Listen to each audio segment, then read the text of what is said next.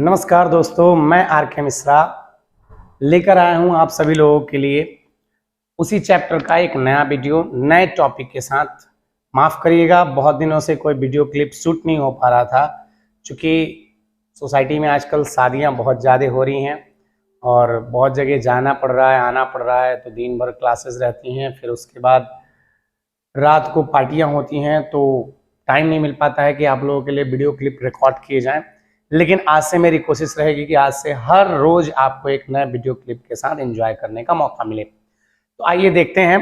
पहला चैप्टर हम लोग डील कर रहे थे नॉट फॉर प्रॉफिट ऑर्गेनाइजेशन। मैंने आप लोगों से प्रॉमिस किया था कि मैं गारंटी देता हूं यूट्यूब पर मैं वो प्लेटफॉर्म बनाऊंगा जहां पर आपको 11th और 12th के हर चैप्टर के हर एक टॉपिक, इवन हर एक वर्ड का डिटेल वीडियो मिलेगा मेरे द्वारा।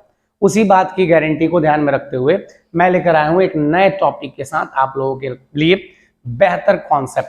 याद करिएगा, हम लोग पढ़ रहे थे नॉट फॉर प्रॉफिट ऑर्गेनाइजेशन। मैंने आप लोगों को बहुत सारे वर्ड्स को डिटेल में बताया था नॉट फॉर प्रॉफिट ऑर्गेनाइजेशन में। जैसे मैंने पढ़ाया था अकाउंटिंग क्या होता है, फिर मैंने पढ़ाया था ऑर्गेनाइजेशन क्या होता है, फिर मैंने उसके बाद आपको पढ़ाया था कि नॉट प्रॉफिट मेकिंग ऑर्गेनाइजेशन क्या होता है और नॉट फॉर प्रॉफिट ऑर्गेनाइजेशन क्या होता है। ये सब कुछ मैंने आपको बता दिया था कि वर्ल्ड में जितने भी ऑर्गेनाइजेशन होते हैं, जरा ध्यान दीजिएगा यहाँ पर, वर्ल्ड में जितने भी ऑर्गेनाइजेशन होते हैं उनको on the basis of profit, लाभ के आधार पर हम दो भागों में बांट सकते हैं, प्रॉफिट मेकिंग ऑर्गेनाइजेशन और not for profit making organisation. लाभ कमाने वाली संस्थाएं और लाभ न कमाने वाली संस्थाएं। याद करिएगा, मैंने आपको पिछले एक दो वीडियो में मैंने आपको पढ़ाया था कि प्रॉफिट मेकिंग ऑर्गेनाइजेशन क्या होता है और नॉट फॉर प्रॉफिट ऑर्गेनाइजेशन क्या होता है।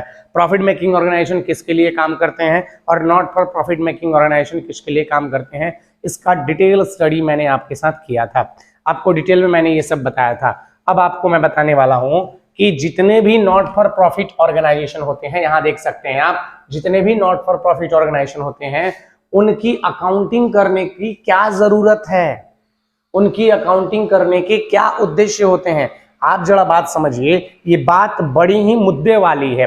अगर आपसे कोई पूछ देना कि लाभ न कमाने वाली संस्थाओं के खाते बही बनाने का क्या मतलब है, बहुत सारे बच्चे कंफ्यूज हो जाते हैं, इवन अच्छे खासे लोग बताने में कंफ्यूज हो जाते हैं। एक बात समझिएगा, लाभ कमाने वाली संस्थाओं में खाता बही बनाना, बुक्स ऑफ अकाउंट मेंटेन करना, अकाउंटिंग करना जरूरत है, कंपलसरी दिखता है। बहुत सारे ऐसे टर्म्स और कंडीशंस होते हैं जिनकी वजह से ये दिखाई देता है, समझ में आता है कि लाभ कमाने वाली संस्थाओं की अकाउंटिंग करनी बहुत ज़्यादा जरूरी है। लेकिन अच्छा हाँ, ये जान लेते हैं कि लाभ कमाने वाली संस्थाओं की अकाउंटिंग क्यों जरूरी है। मैं आइए इनके बारे में कुछ टर्म्स और कंडीशन बताता हूँ। पहली बात तो ये है कि लाभ कमाने वाली संस्थाओं को, जो भी प्रॉफिट मेकिंग ऑर्गेनाइजेशन होते हैं, उनको तो पहले ये जानना सबसे ज़्यादा जरूरी होता है कि एक अकाउंटिंग ईयर में उन्होंने कितना प्रॉफिट अर्न किया है। तो प्रॉफिट उन्होंने अर्न किया है तो कितना किया है, इसको कैलकुलेट करना, उसको जानना उनके लिए बहुत जरूरी होता है। प्लस उनको ये जानना जरूरी होता है कि उनका फाइनेंशियल पोजीशन कैसा है, फाइनेंशियल कैपेसिटी कैसी है। इस तरह से रिलेटेड बहुत सारे इंफॉर्मेशन होते हैं जिनको जानने के लिए प्रॉफिट मेकिंग ऑर्गेनाइजेशन अपनी अकाउंटिंग करते हैं, अपने बुक्स ऑफ अकाउंट को मेंटेन करते हैं। ये बात तो समझ में आती है। भाई साहब, अगर मैं बिजनेस कर रहा हूँ तो मैंने साल भर मेहनत की है, मुझे जानने की तो चिंता है कि मेरे बिजनेस में क्या चल रहा है, ठीक है, मेरे बिजनेस में प्रॉफिट हुआ, लॉस हुआ, मेरे बिजनेस में कितना एसेट्स है, कितनी लायबिलिटी है और कितना कैपिटल है, मेरा बिजनेस ग्रो कर रहा है, डेवलप हो रहा है कि बैकफुट पर आ रहा है। ये सारी चीजें तब मालूम चलेंगी जब मैं अपने प्रॉफिट मेकिंग ऑर्गेनाइजेशन की क्या करूंगा, अकाउंटिंग करूंगा, ठीक है। लेकिन सवाल ये है कि नॉट फॉर प्रॉफिट ऑर्गेनाइजेशन की अकाउंटिंग करने की क्या जरूरत आ गई। जिन संस्थाओं का उद्देश्य लाभ कमाना बिल्कुल नहीं है, उन संस्थाओं को अकाउंटिंग करने की भाई साहब जरूरत ही क्या है।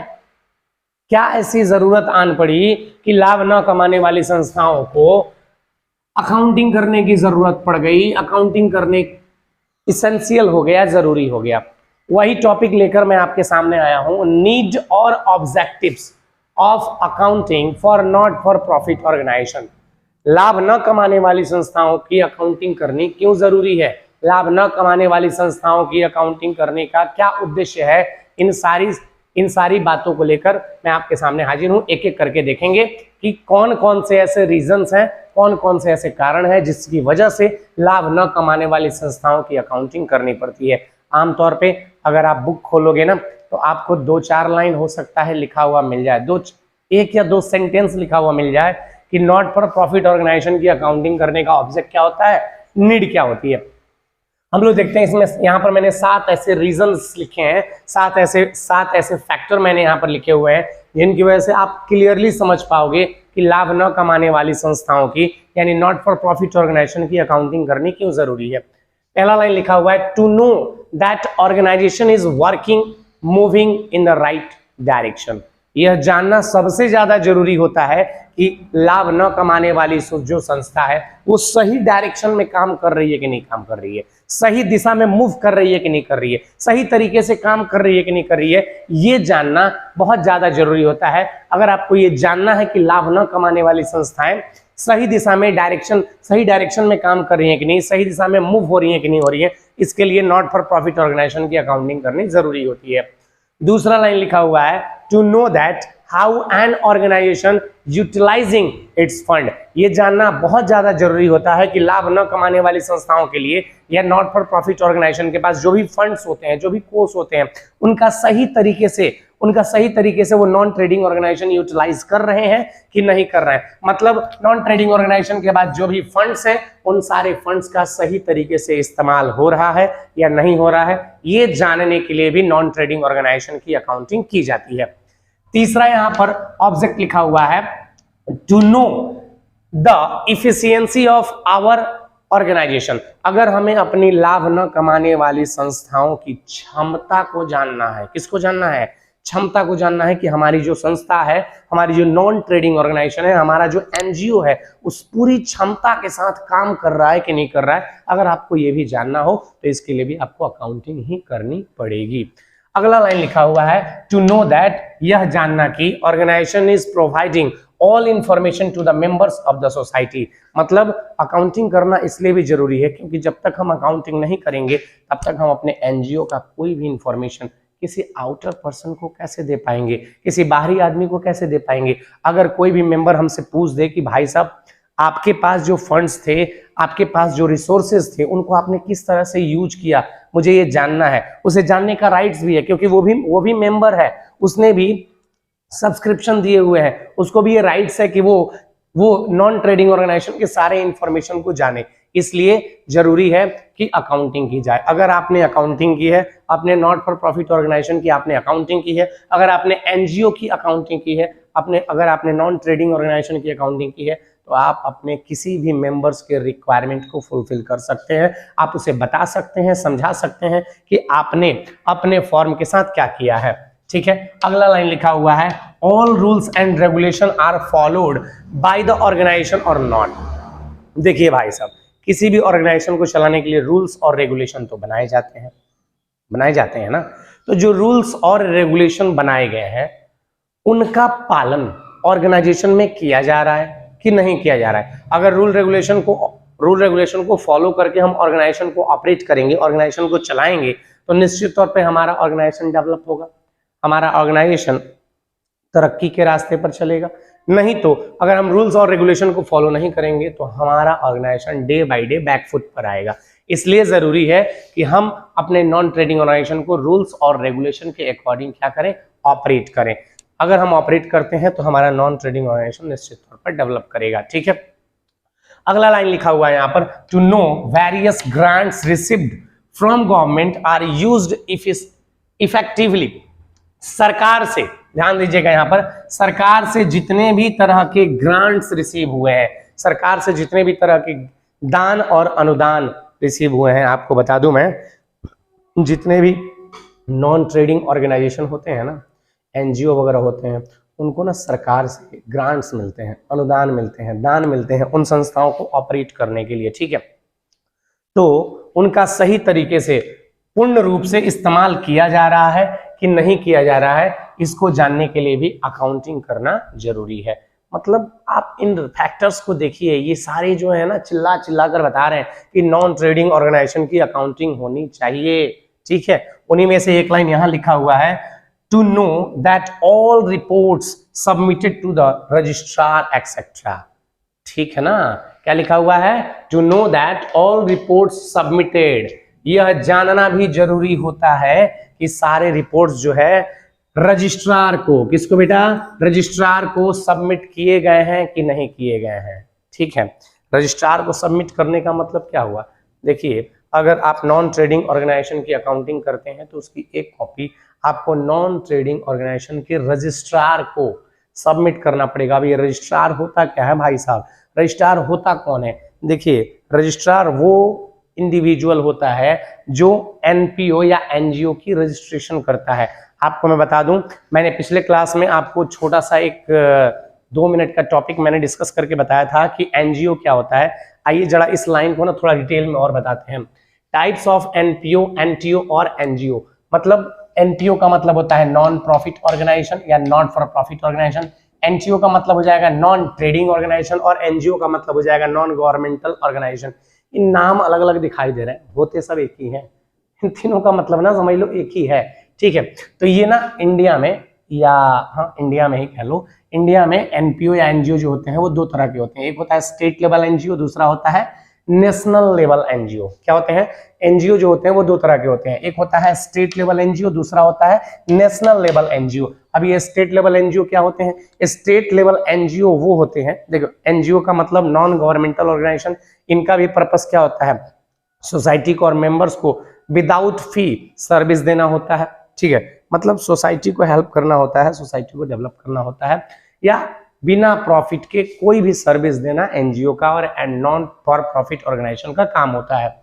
तो स्टेट लेवल जो एनजीओ होते हैं वो किसी भी स्टेट की बाउंड्री के अंदर, किसी भी स्टेट की जो क्या होती है वो सीमा होती है ना, क्या बोलते हैं उसको, किसी भी स्टेट की जो सीमा होती है, जो उसका क्षेत्रफल होता है, जो स्टेट का साइज होता है, उसके अंदर ही, ठीक है ना, उसके अंदर ही वो काम करते हैं, उनको स्टेट लेवल एनजीओ कहा जाता है। और नेशनल लेवल एनजीओ वो एनजीओ जो पूरे देश में एक्टिव हो, जो एक स्टेट से दूसरे स्टेट में काम कर सके, उनको नेशनल लेवल एनजीओ कहा जाता है। ठीक है, अगर आप स्टेट लेवल एनजीओ स्टार्ट करना चाहते हैं तो कम से कम आपको 2 लोग चाहिए, और वो भी एक स्टेट के। जैसे अगर आप बिहार में रहते हैं, अगर आप यूपी में रहते हैं, अगर आप झारखंड में रहते हैं, अगर आप मध्य प्रदेश में रहते हैं, अगर आप पश्चिम बंगाल में रहते हैं, ठीक है, आप कहीं के भी पर्सन है, कहीं के भी रहने वाले हैं, आप जिस स्टेट के रहने वाले हैं उस स्टेट के कम से कम 2 लोगों का होना जरूरी है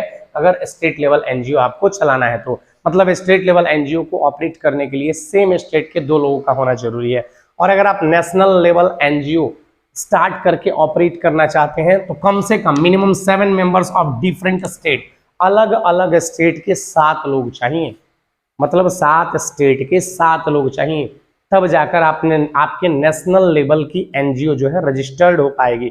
तो आप चाहे स्टेट लेवल एनजीओ को रजिस्टर्ड करें, चाहे नेशनल लेवल एनजीओ को रजिस्टर्ड करें, आपको रजिस्ट्रार से ही रजिस्टर्ड करवाना पड़ेगा। अब मैं आपको बताता हूं कि अगर आपको स्टेट लेवल एनजीओ को रजिस्टर्ड कराना है तो कहां जाना पड़ेगा।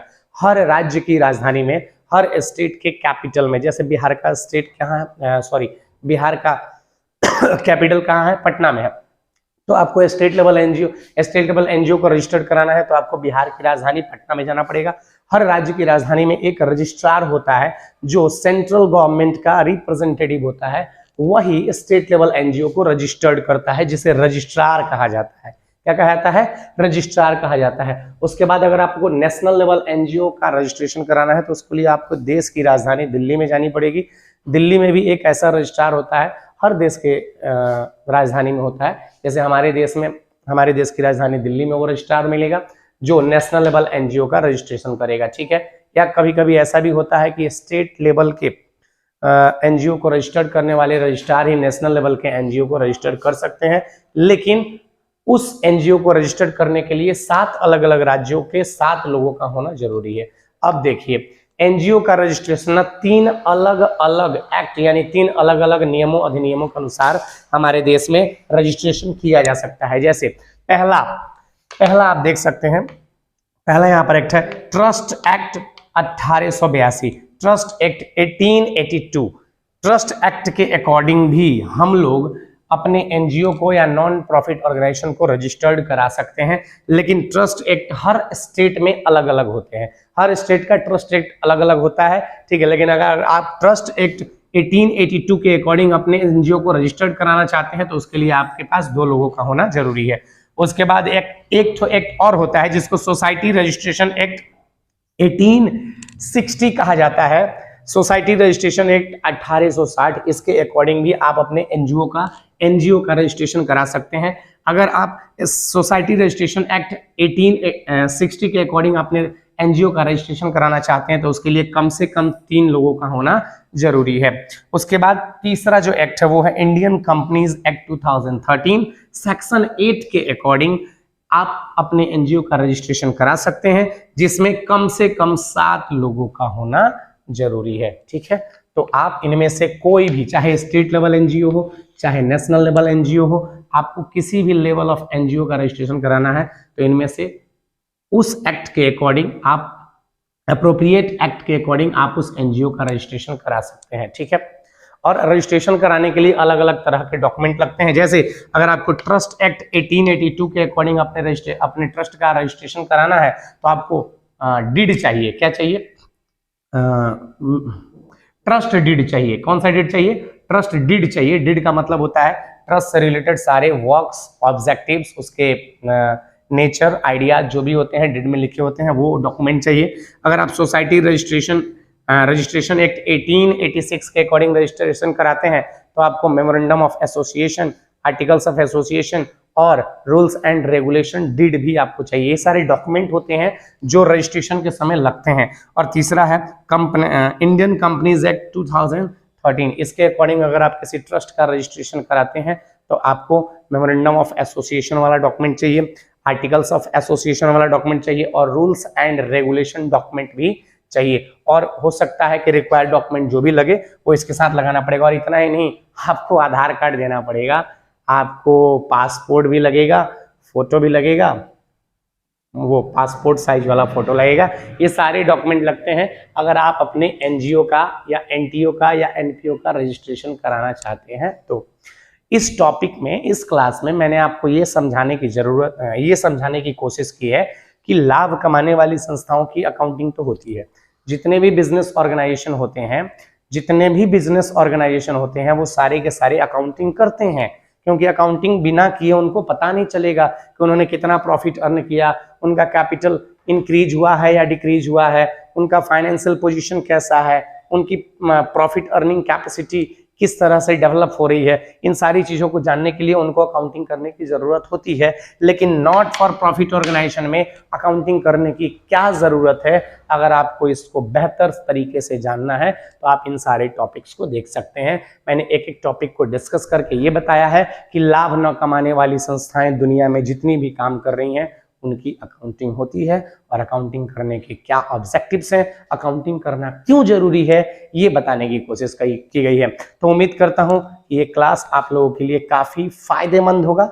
आप इसको ज़्यादा से ज़्यादा लाइक करिए, शेयर करिए और अपने दोस्तों से शेयर करिए और सब्सक्राइब करिए। जितना ज़्यादा आप शेयर करिएगा, लाइक करिएगा, कमेंट करिएगा, हमें आपसे उतना ज़्यादा प्यार मिलेगा, मोटिवेशन मिलेगा, और आपके लिए इसी तरह से नए नए तरह के वीडियोज़, नए नए तरह के क्लिप हम आपके लिए लेकर हाजिर रहेंगे। तो आज के लिए इतना ही रहने देते हैं। तब तक के लिए tata, bye bye, see you, खुदा हाफिज, जय हिंद।